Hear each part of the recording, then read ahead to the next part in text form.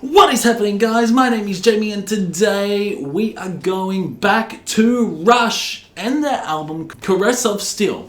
Now, I believe this is Rush's third studio album, and this is the big step for this band as they moved on towards progressive metal. See, the previous albums before Caress of Steel, it was more of a bluesy sort of rock, but they decided to, really change their sound up, especially on this album. And today, I'm going to give you a review of one of my favourite albums by Rush. As you may know, Rush is one of my favourite prog rock bands. I absolutely adore them, and I thought it would be time to have Rush on the channel since I did discover Rush on the channel back in 2018. I think my first song was 2112 and holy shit, it blew me away. But you know what? On this album you get the first epics for Rush with songs such as Necromancer and the Fountain of Lament. But of course there are shorter songs on this album, but it just builds up to those epic songs, Necromancer and the Fountain of Lament.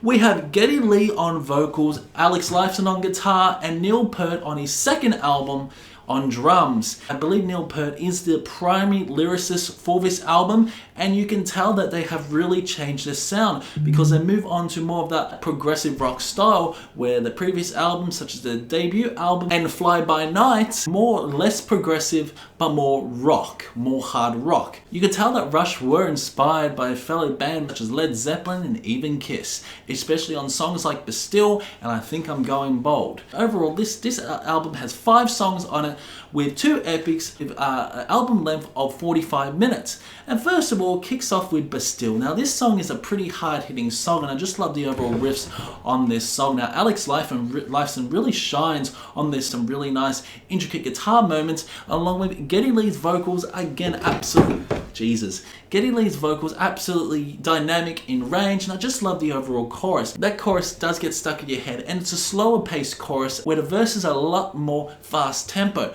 Overall, this is a pretty solid song. You can tell that Rush were inspired by Led Zeppelin on this song, especially the gritty guitar riffs. What I love about this album is how punchy Lifeson's guitar is on this. Guitar tone is absolutely fantastic. Overall, Bastille is a fantastic fucking song to kick off Caress of Steel. So one song that I really love, and this song just reminds me of the band Kiss, especially their overall melody, their overall guitar riffs, and it's just got a good old rock and roll feel. It's I Think I'm Going Bold. I just love how intense Geddy Lee's vocals on this song are, not to mention the really nice riffs, and there are some quick, fast-paced guitar solos throughout this song. I just love how this song just reminds me of Kiss. I absolutely love Kiss. They are one of my favorite rock bands of all time, and this song reminds me of Kiss. And I just love how Alex Lifeson just leads the song with a guitar solo. So overall, a very solid song by this band, Lakeside Park. Now, this is a fantastic song. I just love Geddy Lee's bass that is so damn prominent within the mix,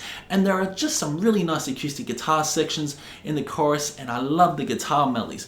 It's a lot more slower tempo chorus on this, but damn, I love how each section of this song packs a fucking punch. It really does. Neil Peart again shines throughout this. I just love how there's such a nice solo by Alex Lifeson. This solo is quite energetic and quite prominent and in your face, and I just how it leads on to such a mellow chorus. This song, Lakeside Park, does have a mellow chorus, but it works so well within the overall song. I just really enjoy Neil Peart's drumming in this. It's one of his best drumming performance on this album.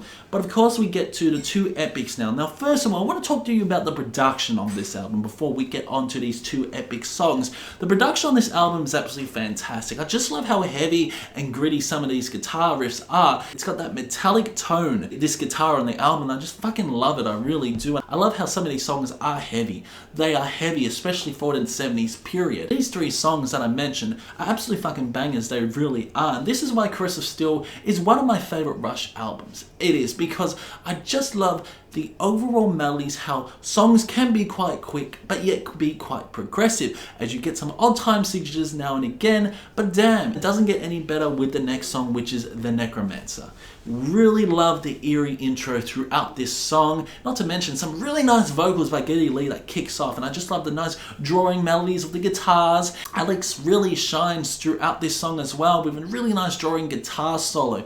I just love how this song is so slow paced, but then it slowly builds up, and there is an affectionate guitar melody and a guitar riff that is accompanied with Geddy Lee's vocals, and I just love overall composition of these three, just playing the instrumentals and just working so well together. This is why Rush is one of the best bands in the fucking world.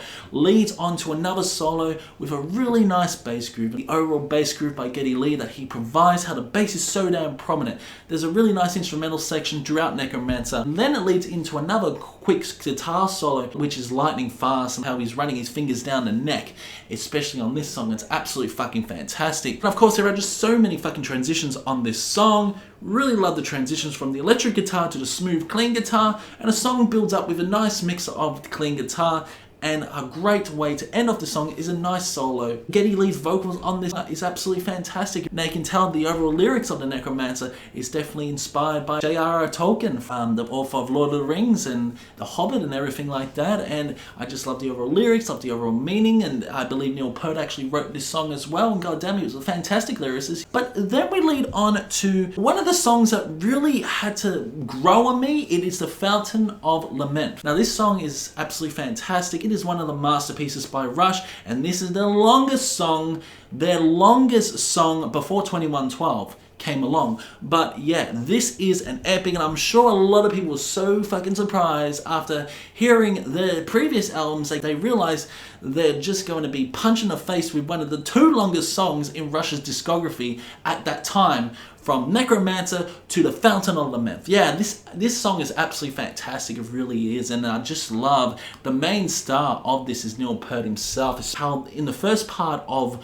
the Fountain of Lament there's an amazing drum solo. Hello, there's an absolutely amazing drum solo. I just love the overall production of the drums on this album, and I just love how he's lightning fast as he's providing all these drum fills and transitions and tight little tiny cymbal accents that just really escalate the song in the next level. And it's just like there's a huge fucking battle going on within the story. And such an awesome song, the Fountain of Lament, and I just love the emotion that they provide throughout this song, and the melody, then it's so damn good. It really is. And Neil Peart, again, is absolutely an amazing drummer, and this is why he's one of the best drummers of all time, in my opinion. There's just so much happening throughout this song, and there's a lot of emotion. I just love how there's just so many guitar solos by Alex Lifeson. Now, well, each part fades out, and a new part fades in, which I kind of like, but with Rush, I always wanted their songs to just bleed into together, where even 2112 had that problem where first part faded out and the second part faded in. So that's one of my pet hates. Anyway, it's just one song, it really is, because I love how the melody goes back in the outro. There's beautiful mellow parts. I love Geddy Lee's vocals on this song. Overall, I just love how uplifting this song feels at times. There's some really nice solos, and yeah, there's just so many fucking solos on this album, and it's a really heavy sort of song by Rush as well, and really nice mellow parts, nice clean acoustic guitar sections. It's just a masterpiece, an absolute masterpiece. But I gotta say, this song did actually grow on me after listening to this album. God knows, I don't know how many times I've listened to this album, to be honest, quite a lot now. That I'd have to say that Necromancer is probably my favorite song off the album, I'm going to say, just because the Fountain of Lament is a real grower, it really is. But when I first heard Necromancer, I fucking loved it. I really did. I just love how crazy at times that song is. But the Fountain of Lament is just a slow grower for you, and every time you listen to it, you just can't help. But the melodies do get stuck in your head. I absolutely love it. And I just love the overall chord progression throughout that song as well. And for Rush, Caress of Steel, I will give this probably an 8.5 out of 10. This is one of my favorite Rush albums. You know what? The next album is a lot better than this album, in my opinion. And the album after that is pretty solid as well. But this album was a huge step in Rush's discography. It really was, and it definitely changed their sound. They definitely changed their sound. Although in the first part of the album it was much more rock and roll, you could say, with less progressive elements,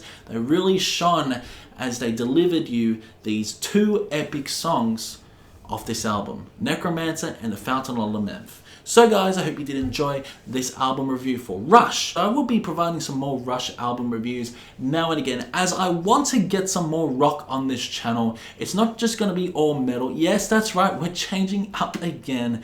Oh yes, we're changing up again. Jamie Horsley is changing up again. I don't know how many phases my channel has been through. I will be reviewing some more rock albums on this channel, and overall this is a rock week. So let's all celebrate classic rock and let's enjoy Rush. So comment below what you thought about this review. Do you agree or disagree with my opinion?